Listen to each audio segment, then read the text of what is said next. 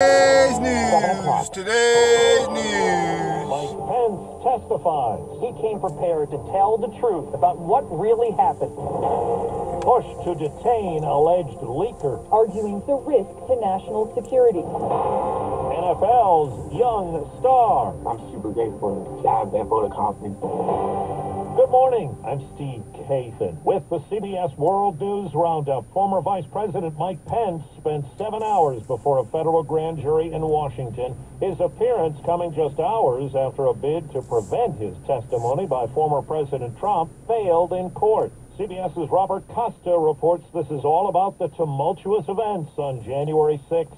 2021 and the time leading up to it. Trump, asserting executive privilege, tried repeatedly to stop Pence from testifying about their interactions on that day and the days leading up to the attack on the Capitol. But on Wednesday, an appeals court cleared the path for Pence to appear. There may be no better star witness for the special counsel. Former federal prosecutor Scott Frederickson says Pence's appearance could mean the grand jury's work is coming to an end. This is indeed probably the most significant witness and the most difficult witness to get into the grand jury. So one would think that the special counsel is very close to making his decision about whether to charge or not. A federal judge is deciding whether the Air National Guardsman accused of stealing and releasing classified documents, Jack Teixeira, should be released prior to his trial.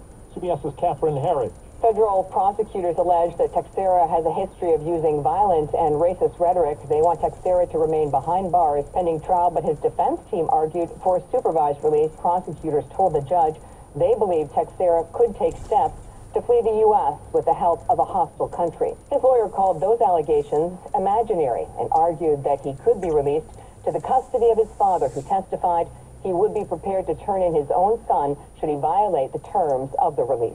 3 U.S. Army soldiers were killed, 1 hurt after 2 Apache helicopters collided and crashed in Alaska. It happened during a training exercise. An investigation is underway. Some rough weather in the Florida Panhandle yesterday. Stephanie Abrams of the Weather Channel. Along the Gulf Coast, tornadoes touched down and intense hailfell. Residents faced a daunting cleanup after a twister hit Hasburg, a small town west of Tallahassee. It peeled off roofs, snapped trees, and tossed debris.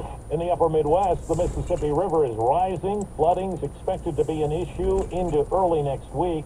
These people live along the river in Iowa. We've got about 20 inches of water in the basement. You're on the water, so you have to take the good with the bad. Overseas, Russia has launched its deadliest air attacks in Ukraine in nearly 2 months.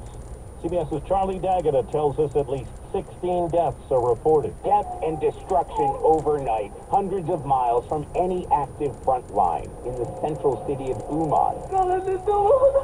We're covered in blood, wails a young mother. The children were sleeping here. It's good that everyone's alive.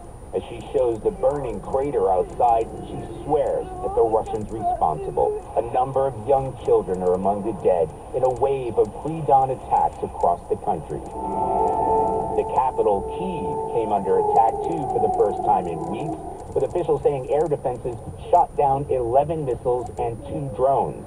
Each civilian victim constitutes a potential war crime, says the UN head of human rights in Ukraine. It's very clear that international humanitarian law, the rules of war, have been broken and that war crimes have taken place. It's 4 minutes after the hour. Well, that's today's news. Today's news. I didn't hear any good news, did you? I didn't think so. I guess it's all about perspective. The glass is half full.